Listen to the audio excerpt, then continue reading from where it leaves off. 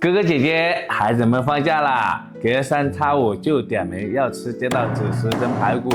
今天按照我这个方法做出来，排骨脂香浓郁，香芋软糯香甜，大人小孩都抢着吃，做法还非常简单，厨房小白在家就能学会。新鲜的排骨千万不要焯水，洗排骨我们只加一勺面粉。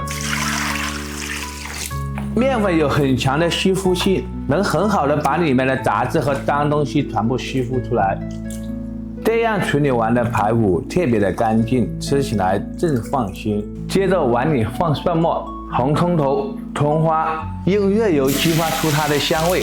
调味加点盐、白糖、1勺生抽、少许蚝油，加1勺淀粉，肉质更嫩滑。搅拌均匀，这个料汁炖凤爪、炖鱼腩都是很好吃。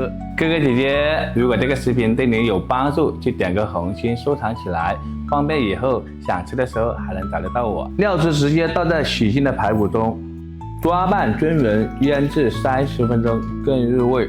切好的香芋放入盘里，腌好的排骨再放一点点豆豉，这样蒸出来的豆豉不仅好看，而且还好吃。